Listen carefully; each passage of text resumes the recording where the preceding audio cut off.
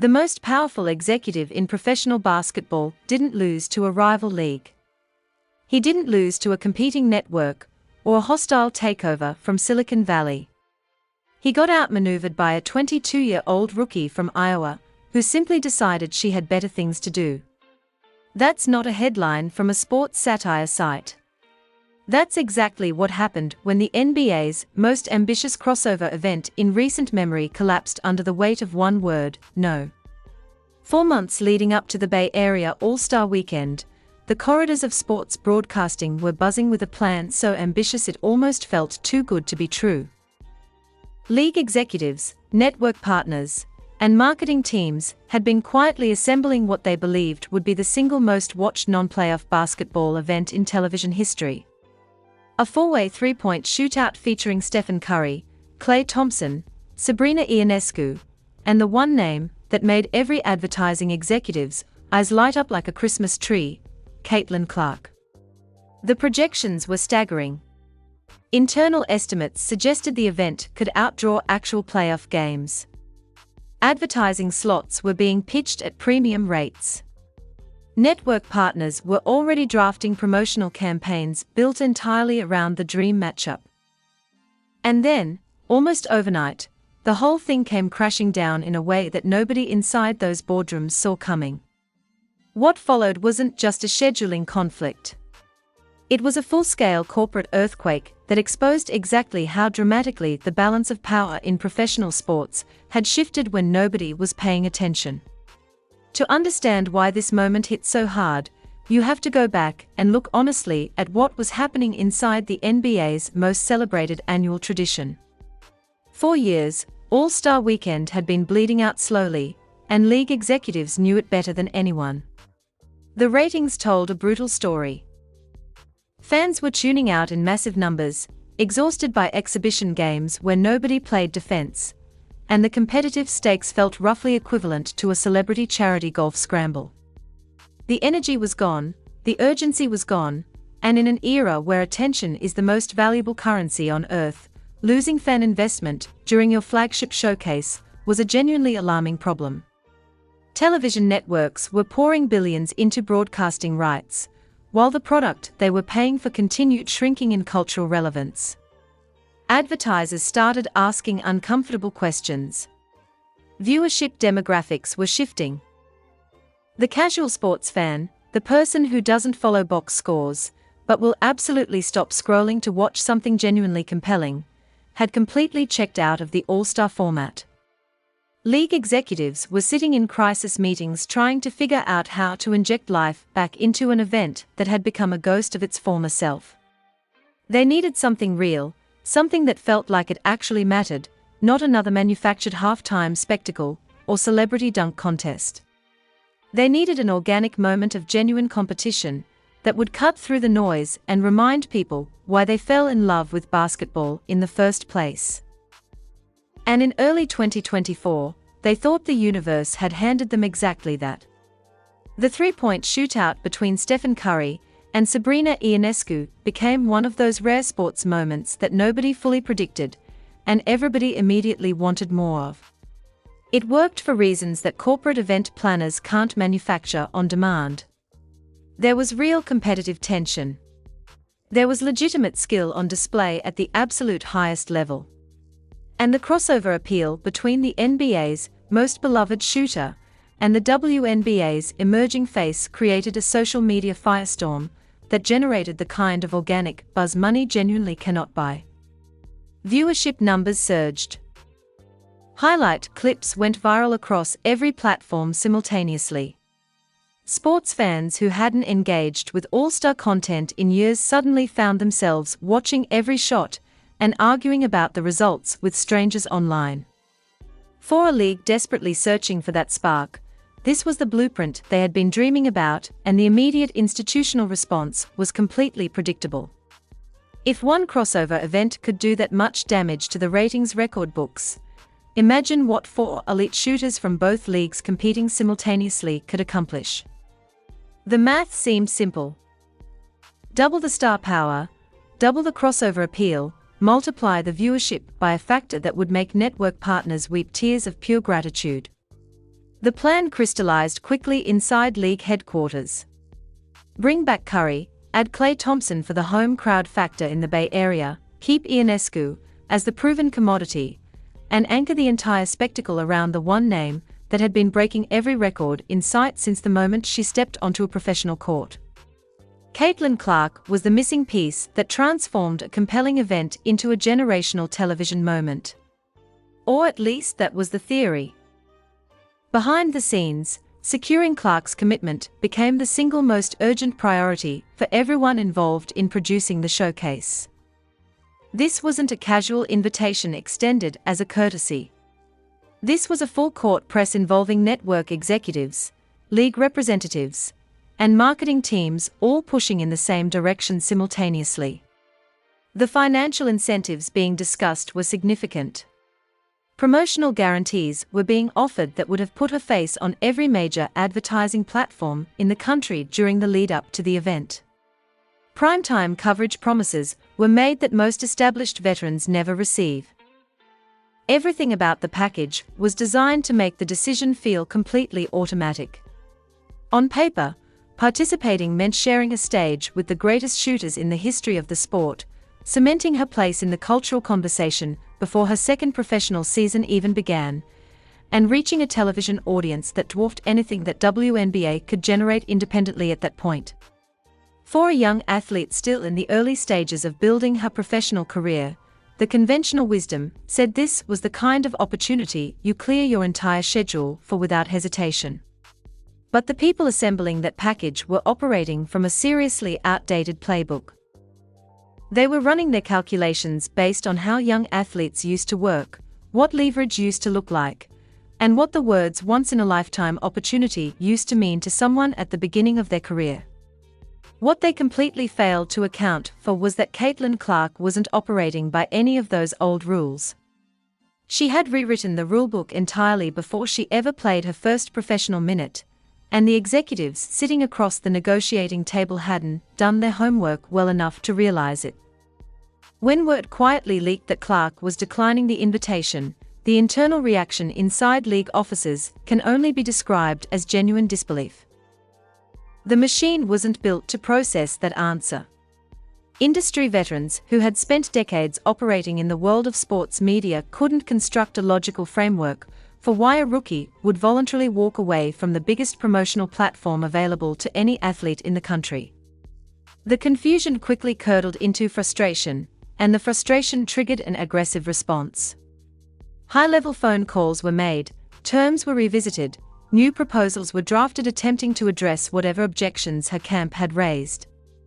The pressure campaign that followed was not subtle. League representatives made it abundantly clear that they viewed her participation as something close to an obligation, a duty owed to the sport, to the fans, and to the broader mission of growing basketball's television footprint. The framing coming out of executive circles suggested declining was somehow an act of professional irresponsibility. What that framing missed entirely was the reality Clark was actually living through. She had just completed one of the most physically and mentally punishing stretches of any athlete's recent career. Her path from college to the pros hadn't included anything resembling a traditional off-season. She had gone straight from the intensity of a deep NCAA tournament run directly into a WNBA rookie season that arrived with expectations no first-year player had ever faced. Every game was a sellout.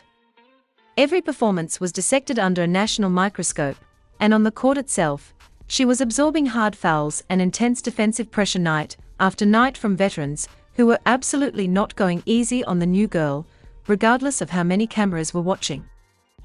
She was exhausted in ways that don't show up on a spreadsheet, and the last thing a genuinely exhausted athlete wants is to fly across the country to serve as a ratings rescue operation for an event that had nothing to do with her actual competitive goals. The fallout from her decision spilled out of the executive suites and into the open media landscape almost immediately. And what followed was a weeks-long national conversation that went far deeper than a simple three-point contest. Sports commentators and analysts began openly questioning whether league executives had fundamentally mishandled the entire negotiation from the very beginning. Some argued that the approach of treating Clark primarily as a commercial draw, rather than a serious competitor, was inherently disrespectful to her as an athlete. Others pointed to what they saw as a condescending assumption that she would naturally prioritize the NBA's promotional calendar over her own physical recovery and competitive preparation. The debate expanded rapidly. Suddenly, this wasn't just a story about a shooting contest that fell apart. It became a referendum on power, respect, and the relationship between the NBA and the WNBA at an institutional level. Commentators who rarely paid serious attention to women's basketball were suddenly invested in the politics of how the negotiation had been conducted. The story had broken containment completely, and every attempt by league representatives to downplay the significance of the situation only added fuel to an already roaring fire. To fully appreciate why this moment was so politically charged, you have to understand the environment Clark had been navigating throughout her entire rookie year. Her presence in the WNBA hadn't just been a boost for the league. It had been genuinely transformative in ways that created real friction alongside the celebration. Sellout crowds followed her everywhere. Charter flights, which players had been advocating for years without success, suddenly materialized. Television contracts that would have seemed impossible 18 months earlier were signed and celebrated. She was, by any measurable standard, the most impactful first-year player the league had ever seen. But that level of impact doesn't land without turbulence. Veteran players who had spent years grinding in relative obscurity while the sport struggled for mainstream attention watched a rookie instantly receive resources and recognition that the entire league had been fighting for collectively. That created visible tension. Hard fouls that went beyond competitive basketball became a recurring storyline. Post-game press conferences featured subtle shade that anyone paying attention could read clearly. Former legends offered lukewarm assessments of her contributions, while the numbers told a completely different story. Clark was being simultaneously celebrated as the savior of women's basketball and treated with a level of skepticism by certain corners of her own league that would have been remarkable for any athlete to navigate, let alone a rookie in her first professional year. If she had stepped onto the NBA's global stage to compete alongside Steph Curry while appearing to bypass her own league's events and priorities, the internal backlash would have been severe. The optics would have handed her critics exactly the ammunition they were looking for. Stepping back from the circus wasn't just about physical recovery. It was about protecting her standing inside an ecosystem that was still figuring out how to coexist with the phenomenon she had become. Then there's the financial reality that completely reframes the entire negotiation. Caitlin Clark's rookie contract with the Indiana Fever paid her approximately $76,000 for that number is not a typo. While she was personally responsible for generating hundreds of millions of dollars in revenue through ticket sales, television deals, and merchandise, her actual league salary was the kind of figure that gets lost in the rounding errors of a serious corporate budget. But that number only tells half the story, and the other half is where the real power dynamic becomes crystal clear. Her endorsement portfolio entering the professional ranks was unlike anything a women's basketball player had ever assembled. Nike, Gatorade, State Farm, Wilson, Hy-Vee. The contracts attached to those names were worth tens of millions of dollars, and they were built entirely on the authentic fan loyalty she had cultivated through years of genuine competitive excellence. She didn't need the NBA's promotional infrastructure to reach mass audiences. She was already there. This is the part that the executives pressuring her team completely failed to internalize.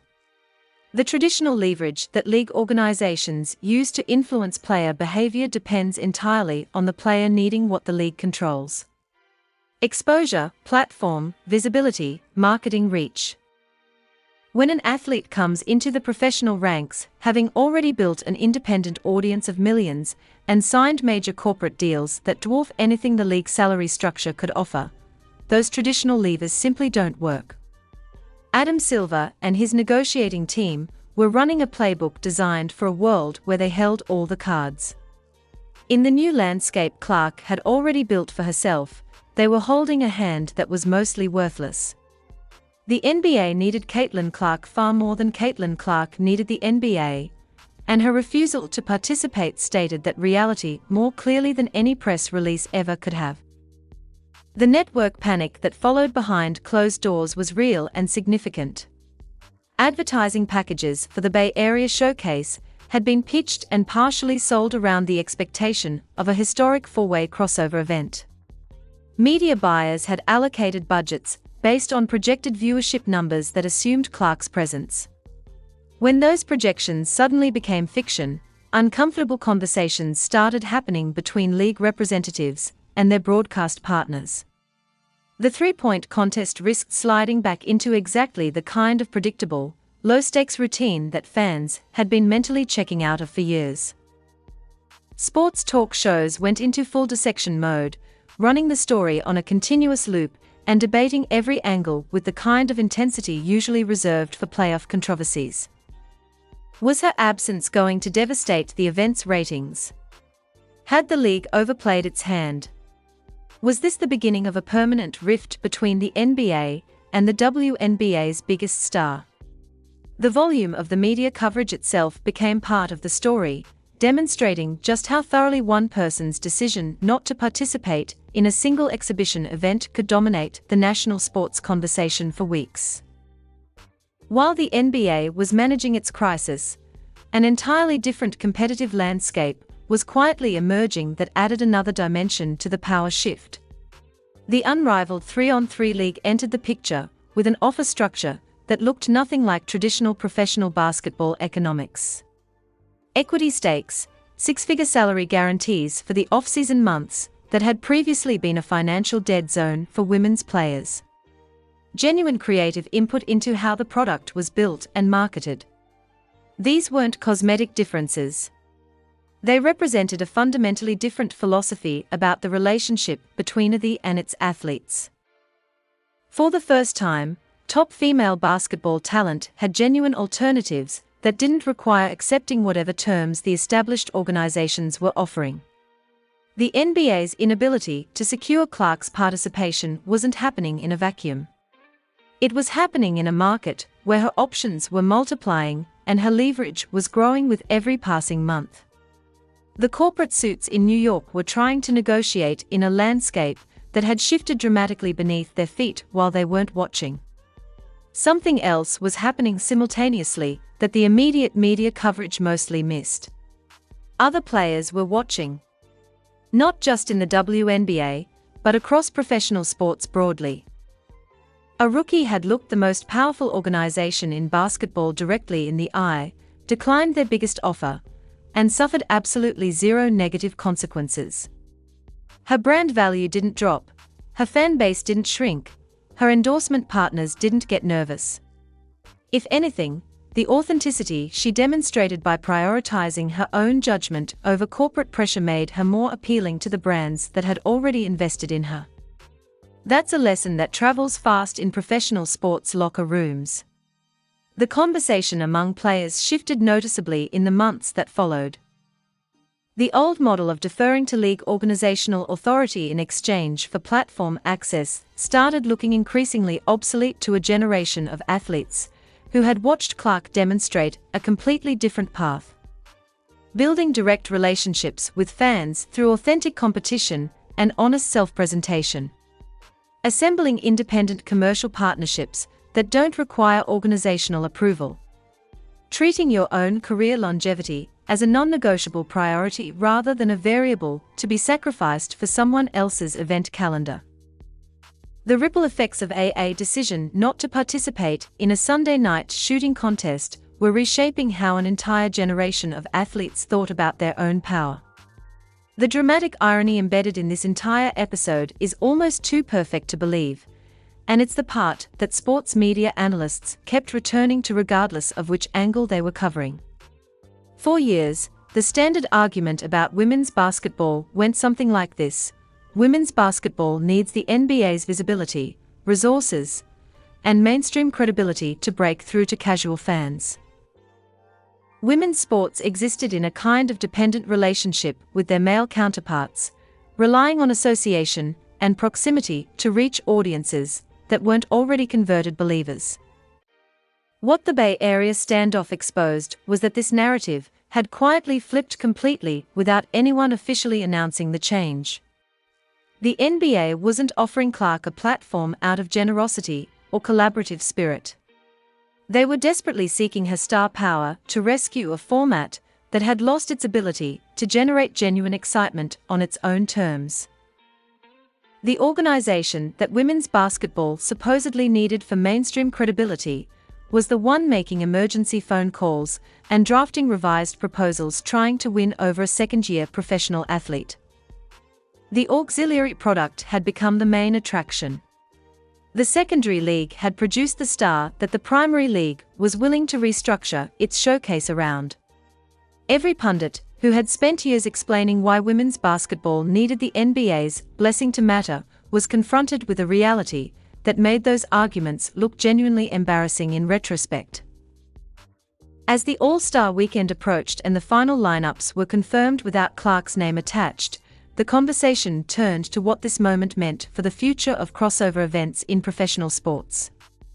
The answer coming from league executives, once they moved past the initial damage control phase, was a grudging acknowledgement that the old approach simply doesn't work anymore.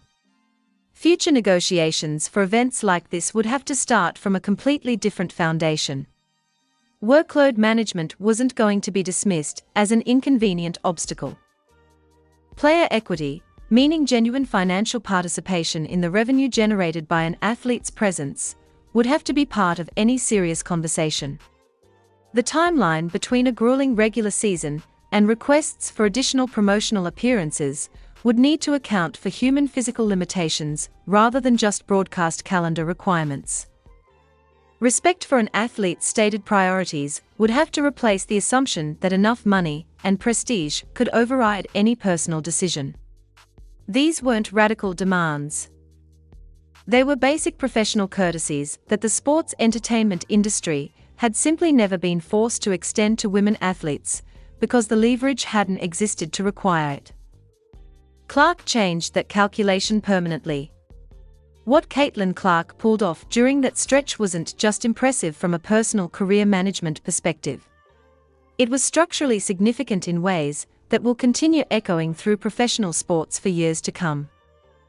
She demonstrated that in the current media environment, where fans follow individual personalities across platforms with a loyalty that legacy organizations cannot manufacture or control, the traditional levers of institutional power have a ceiling on their effectiveness. You cannot pressure someone into compliance when they don't need what you're offering. You cannot manufacture urgency around a once-in-a-lifetime opportunity for someone who is already living the life that opportunity was supposed to unlock. And you cannot maintain the fiction that women's sports exist as a supporting feature in the NBA's content ecosystem when the numbers tell a completely different story every single night of the regular season. She understood her own value with a clarity that caught an entire industry off guard. She understood the long game when the people across the table were playing for a single Sunday night rating spike. She protected her body, her competitive focus, and her career trajectory when the pressure to sacrifice all three for someone else's benefit was coming from every direction simultaneously. And in doing so, she drew a line in the sand that the entire professional sports landscape is still reckoning with. The balance of power in basketball didn't shift gradually or politely. It shifted all at once, announced by the silence of one name missing from an event roster, and the deafening conversation that silence created. The era of dictating terms to elite athletes based on who used to hold the power is finished.